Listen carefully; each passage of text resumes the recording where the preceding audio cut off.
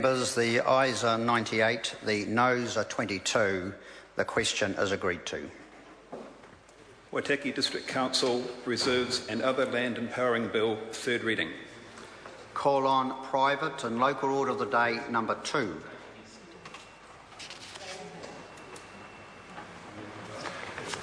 South Taranaki District Council Coldwater Creek Rural Water Supply Bill. Point of order, Louise Upston. Thank you, Mr Speaker.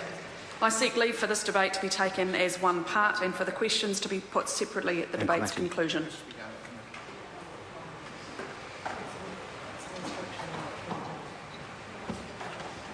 Can be done either way.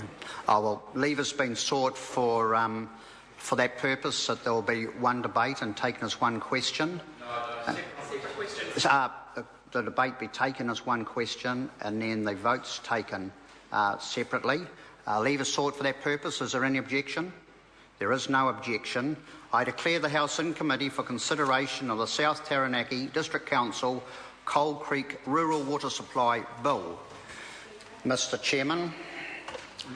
Mr Speaker.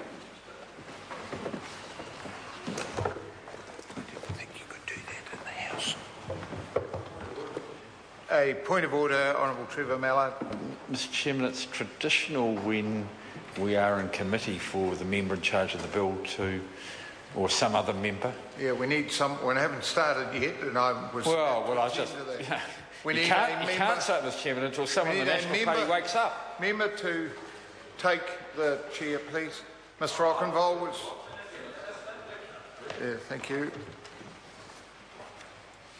Right, the House and Committee on the South Taranaki District Council Cold Creek Rural Water Supply Bill, and the question is that clauses 1, 2 and parts 1, 2, 3 and the schedule stand part. Point of order, Honourable Trevor Mallard. Mr Chairman, I'm just seeking an assurance from the member and the chair that he is there with the consent of the minister, of the member in charge of the bill, because that is required. It's not a case like ministers being able to fill in for any other minister. I think you do need the consent. You prepared to adjourn for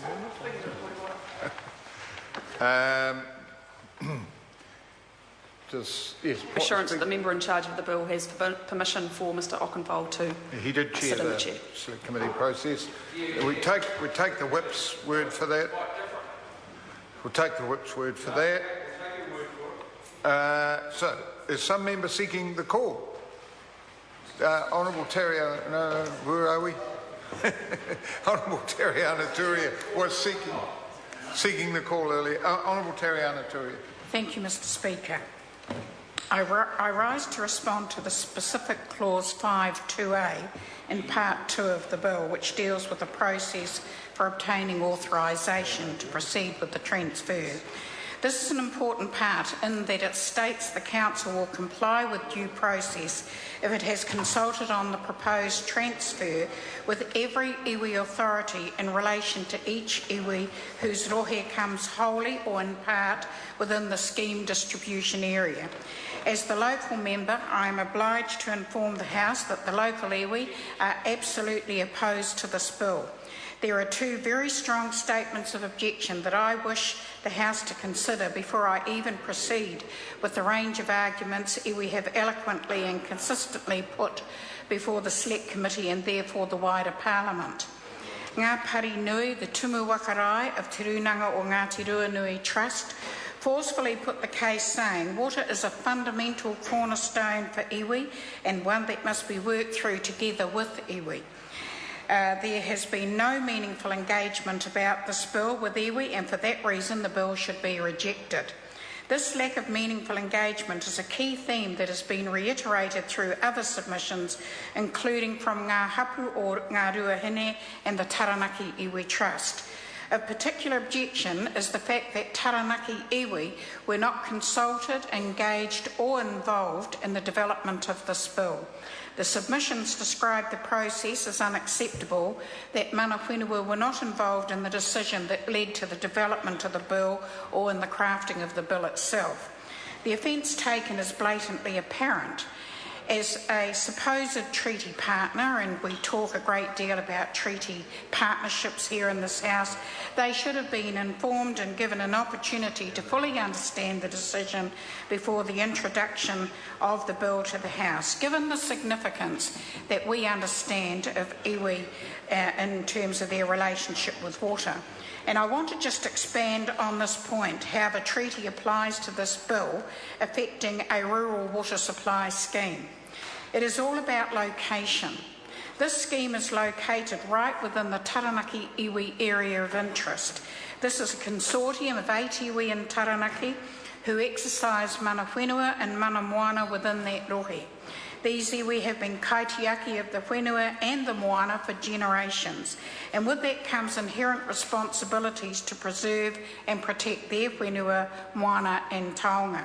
This is an inherited responsibility, a relationship that will endure for generations to come. Notwithstanding the cultural and spiritual association with water that the iwi throughout this tribal territory carry, we are also talking about iwi who are engaged right now in settlement negotiations and therefore who rightfully expect to be involved in the decision-making process around the transfer of Crown assets out of Crown ownership. And I want to put before the House the unparalleled experience that Taranaki iwi have had with the Crown. The submission from Liana Pultu, the General Manager of Taranaki Iwi Trust, says it all. Taranaki iwi suffered some of the most serious breaches of the Treaty of Waitangi at the hands of the Crown. It is unconscionable that while the Crown are engaging in a process to redress these very serious grievances, on the other hand, they continue to perpetuate the unfair and unjust treatment of our people. Part 2 in Section 8, 1E. There is another part of the bill in Section 8 which requires the company to prepare a protocol that provides for appropriate consultation by the company with every iwi authority in relation to each iwi whose rohe wholly or in part comes within the scheme distribution area. Mr. Speaker, under usual circumstances, we would support any protocol that sets out to provide for consultation with iwi, but as I have already explained, these were not usual circumstances. On the 13th of March 2012, representatives of Taranaki iwi, Ngā Ruahinerangi, Ngāti Ruanui and Ngā Rauru met with the Honourable Chester Burrows and the company to reinforce their concerns. The 4 South Taranaki iwi told the company that they were The 4 South Taranaki iwi told the company that they were opposed to the bill and that the transfer of land from the South Taranaki District Council... Order. If the member wishes to continue, she needs to call. Speaker. The Honourable Tariana Turia. While the Trust is in treaty settlement negotiations with the Crown, it is unacceptable. Yet still the bill progressed to first reading. For my own part, I took up this issue with the District Council and the local members some 6 months prior in September 2011. I urged the Council to initiate adequate and comprehensive consultation and engagement with the affected wānau hapa and iwi. I explained further that while the iwi would acknowledge particular impacts for Oremu Piko Marae and Oio Marae, the wider iwi interest would also impact on the proposed infrastructural developments. I asked the question, would these impacts result in the diminution of tangata whenua rights? In February 2012, after sustained advocacy from the Māori Party and from iwi, the bill was deferred, and I was assured this was to allow the company time to resolve issues with the iwi, and yet still the bill has come back to the House in March last year. I said at that point, I am standing by the iwi and I am voting against this bill, which works against our principles of rangatiratanga. Mr. Speaker, nothing has changed to give the Māori Party any confidence that the concerns iwi have raised regarding the lack of proper consultation, the privatisation of water infrastructure or future impacts on land value and access to water have been taken into account. There is a word that begins with R that could describe this situation. It is, at the very least, institutionalised discrimination that seemingly means Taranaki iwi have no say about what happens in their rohe. Ngāti Ruanui outlined in their submission that there has been over 10 years of missed opportunity where meaningful discussion could have been had with the iwi of South Taranaki, and the Council failed in this duty to consult with the iwi. It is too easy to dismiss this bill as being about a single water scheme in a rural location affecting a few. But I remind the House that in 1865, some 1.2 million acres of Taranaki land was proclaimed and confiscated under the New Zealand Settlements Act. The Crown redressed to Ngāti Ruanui account to a few cents on the dollar for each acre that's been taken. It was a gesture of enormous good faith that this sum was accepted by that iwi to move forward for the betterment of the nation as a whole. This bill, in creating an opportunity to allow private ownership and remove the treaty partnership between the Crown and iwi, does not exist in a vacuum. For those who uphold the responsibilities of kaitiakitanga, the water at the centre of this bill requires careful protection and guardianship.